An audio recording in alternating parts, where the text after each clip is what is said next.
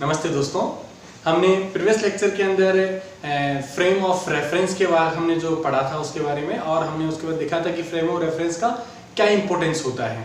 और आज के लेक्चर के अंदर जो है वो हम पढ़ेंगे कोऑर्डिनेट ट्रांसफॉर्मेशन किसी भी दो फ्रेम के बीच में।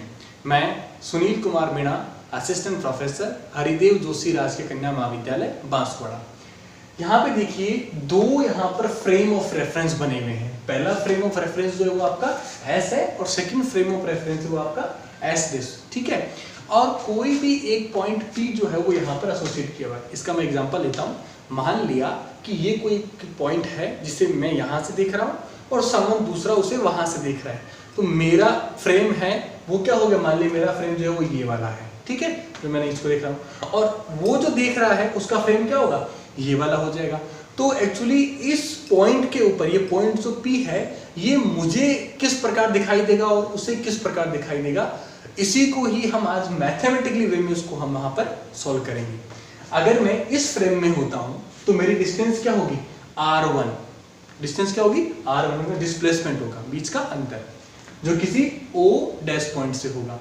और यहां पर देखो कि अगर उसे मैं यहां से देखूं, अगर इस फ्रेम से देखता हूं तो क्या होगा, वो होगा O से यहां पर P, यानी केवल क्या होगा R वेक्टर, R डिस्टेंस है, ये अलग अलग है, R1 अलग है। और इन दोनों फ्रेम के बीच में यानी कि देखो यहां से जो दूरी मेरी है वो कितनी है आपकी, R1 है आपकी, और वो दूरी उस दूसरे मेरे फ्रेंड जो भी खड़ा होगा यहाँ पे उसकी दूरी कितनी होगी, वो होगी आपकी R, और मेरे और उसके बीच में जो दूरी है वो कितनी होगी, R0 होगी। तो यानी कि ये तो डायग्रामेटिक व्यू में आपको मैंने समझाया कि यहाँ पर क्या होगा। इसको सॉल्व करने के लिए हम एक्चुअली हमारा एम जो क्या है, हम क्या कर रहे हैं, ट्रांसफॉर्मेशन इक्वेशन कर रहे हैं, यानी कि ट्रांसफॉर्म करके देख रहे हैं मुझे कैसे दिखाई देगा और उसे कैसे दिखाई देगा।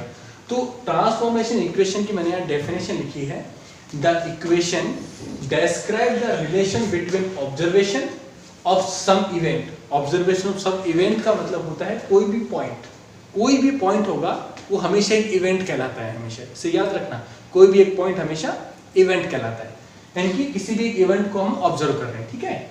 Taken in two different reference frame, किसी भी एक इवेंट को दो डिफरेंट फ्रेम ऑफ रेफरेंस से अगर देखा जाएगा, ठीक है, are called the transformation equation, और उस इक्वेशन क्या कहते हैं हम लोग, ट्रांसफॉर्मेशन इक्वेशन कहते हैं।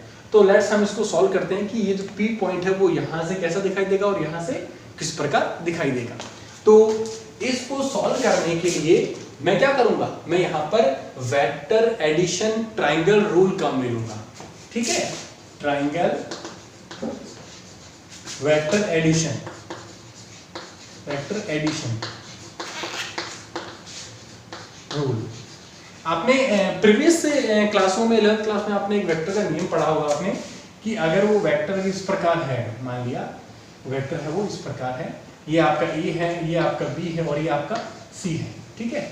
और ये दूरी इस प्रकार आपके अगर वेक्टर है तो इसको आप सोल्व किस प्रकार करते हैं, अगर ये वेक्टर है अगर तो क्या सोल्व करते हो कि दोनों वेक्टर जो है वो एक ही डायरेक्शन में होते हैं, तो क्या दोनों जुड़ जाते हैं, यानी कि A B vector plus B और C वेक्टर वो किसके बराबर होता है, यानी कि जब एक ही डायरेक्शन में जब वेक्टर होते हैं वो सारे क्या होते हैं, जुड़ जाते हैं। देखिए डायरेक्शन एक ही जा रही पूरी इनकी, ये दोनों जुड़ गए।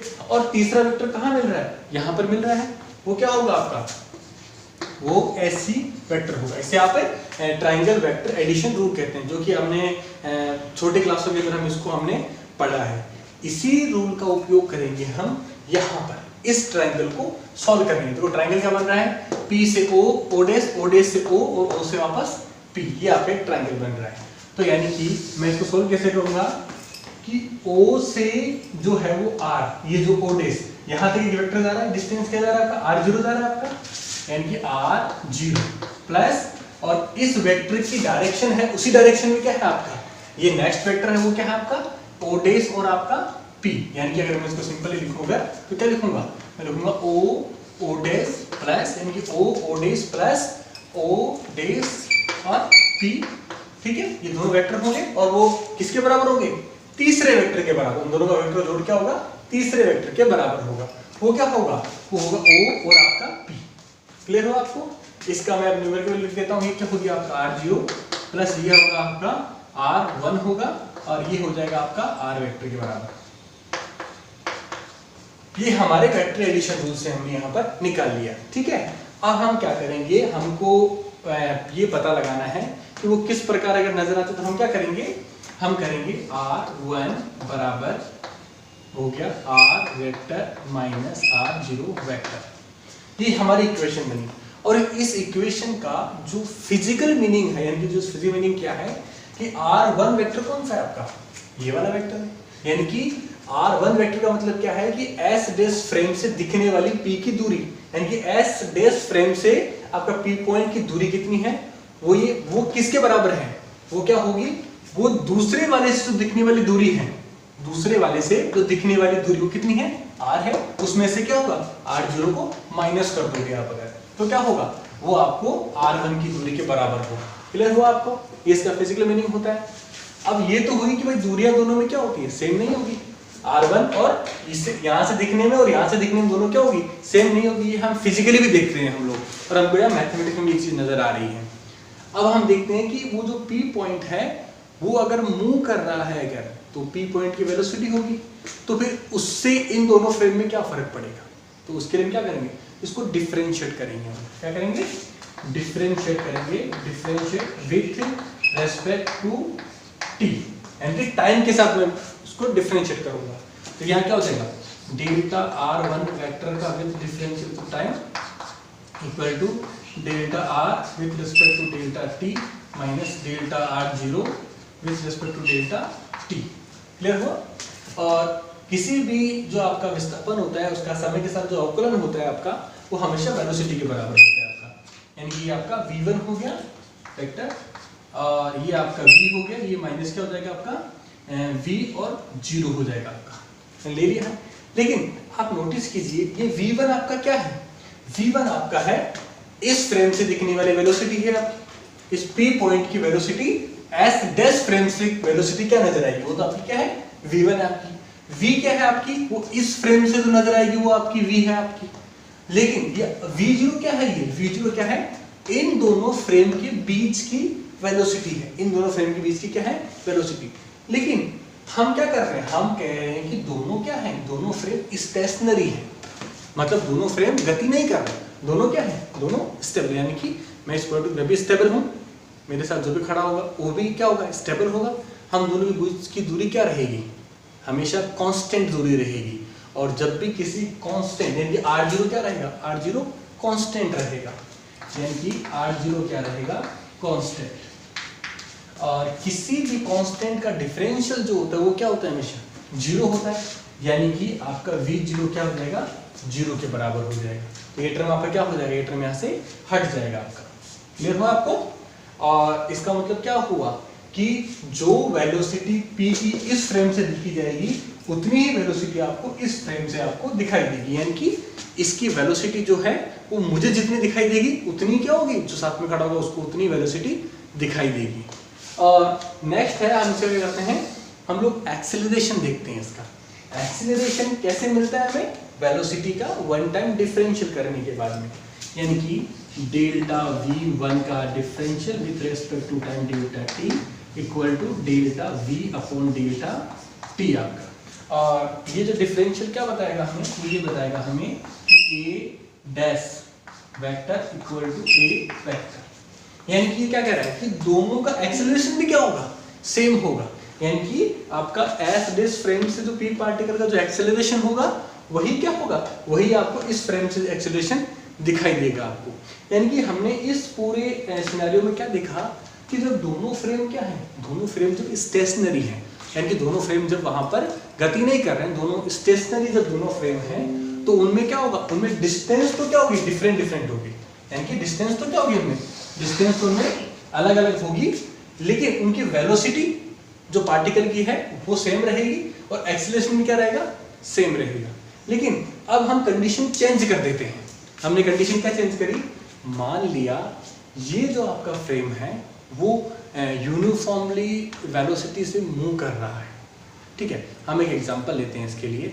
मान लिया t इक्वल टू 0 टाइम, ठीक है, यानी कोई भी समय नहीं है, t इक्वल टू 0 टाइम, तो क्या होगा, ये वाला फ्रेम जो है वो इस वाले फ्रेम की जगह आ जाएगा, यानी कि दोनों फ्रेम एक ही जगह आ जाएंगे। ठीक है, और जैसे ही समय चलेगा, 1 सेकंड बाद इतना, 2 सेकंड बाद, 3 सेकंड बाद, 4 सेकंड बाद, 5 सेकंड बाद, यानी कि क्या हुआ, यानी कि जो आपका ये फ्रेम है XYZ होता है आपका, ये जो फ्रेम है और ये इस हाथ का जो फ्रेम है, दोनों पहले एक ही जगह थे, क्लियर हुआ। टाइम के साथ क्या हुआ, ये दूर होते गए। क्यों होते गए, क्योंकि ये वाला जो फ्रेम है ना वो यूनिफॉर्म स्पीड से मूव कर रहा है, यानी कि ये वाला फ्रेम जो है वो किसी यूनिफॉर्म स्पीड से इससे क्या हो रहा है, दूर जा रहा है।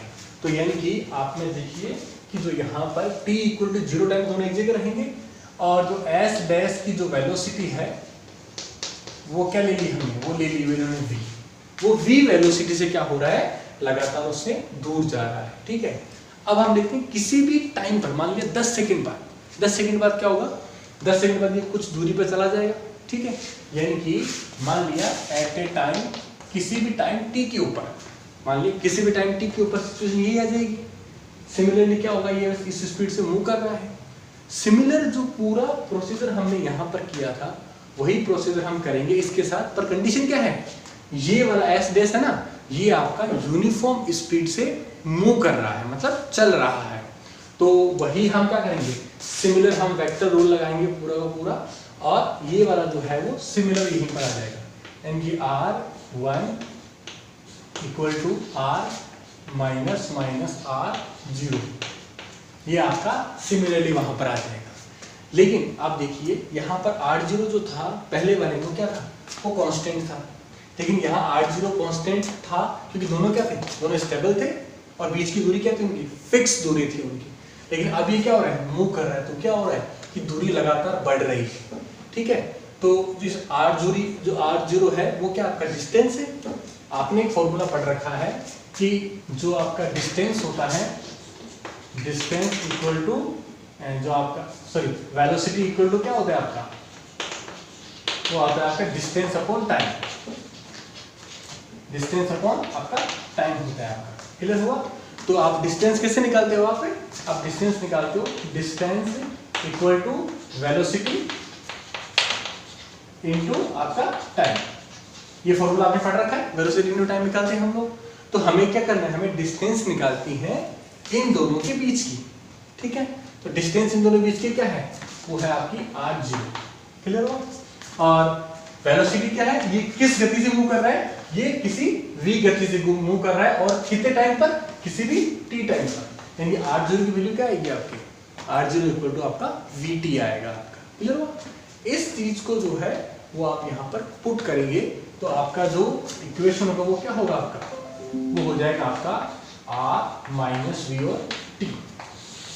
यानी कि ये इक्वेशन लगभग सिमिलर ही है, लेकिन इसमें R0 की वैल्यू क्या हो गई, थोड़ी सी हमने ये वाली पुट कर दी यहाँ पर, क्योंकि कंडीशन क्या हो गई है, चेंज हो गई है कंडीशन। तो ये हमें क्या मिला, ये हमें डिस्टेंस का मिला कि किसी भी इस फ्रेम से देखी जाएगी तो डिस्टेंस R1 है वो इस फ्रेम से देखने किससे बराबर होगी, इस R के, और माइनस इस स्पीड के v और t के, डिस्टेंस क्या होगी उसके लिए चेंज हो जाएगी। अब क्या करेंगे, हम उसके लिए वेलोसिटी निकालते हैं, तो हम क्या करेंगे, इसको डिफरेंशिएट करेंगे हम लोग टाइम के साथ, है ना, differentiate with respect to time. तो क्या होगा, delta R1 with respect to time equal to delta R upon delta time minus v और delta t upon delta t। ये मैंने कर दिया। मैंने देखो यहाँ पर इसका डिफरेंशियल किया, इसका डिफरेंशियल किया, माइनस का माइनस पुट किया, और मैंने यहाँ पे v बाहर क्यों ले लिया, क्योंकि ये यूनिफॉर्म स्पीड से मूव कर रहा है, कांस्टेंट वेलोसिटी से मूव कर रहा है, ठीक है। ये जो वेलोसिटी है ना, मैंने v लिखा है, ये यूनिफॉर्म वेलोसिटी है, इनके उसमें चेंज नहीं हो रहा है।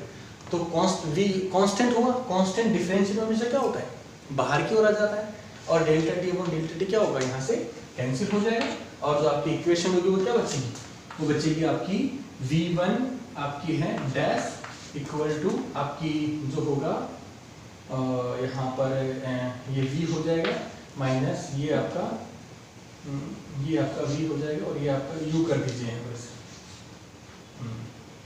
ये u1 कर दीजिए, ठीक है। ये क्या आपकी, ये आपकी वेलोसिटी आई है।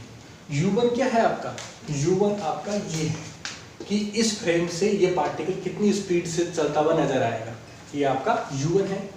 u क्या है आपका, इस फ्रेम से ये पार्टिकल किस प्रकार चलता नजर आएगा, और ये जो v का फैक्टर है वो क्या है, वो इन दोनों के बीच की जो वेलोसिटी जो से ये मूव कर रहा है ना, वो वाला फैक्टर है।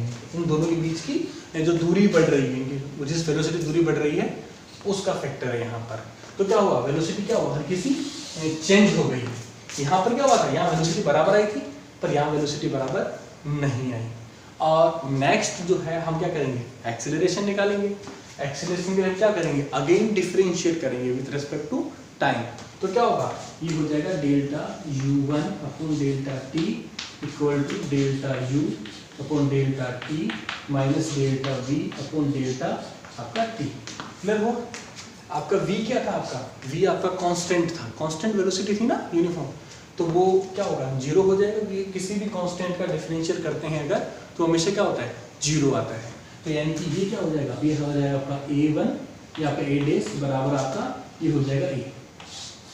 यानी कि आपका इसका जो परिणाम क्या मिला, वो सिमिलर मिला, यहाँ पर भी ऐसा मिला था और यहाँ पर भी ऐसा परिणाम मिला। यहाँ पर समझो क्या हुआ कि भले ही ये है ना स्टेबल हो या भले ही ये मूव कर रहे हो, लेकिन दोनों में जो एक्सीलरेशन होगा ना, वो दोनों में क्या होगा, दोनों में यहाँ पर सेम होगा, दोनों में क्या होगा, सेम होगा।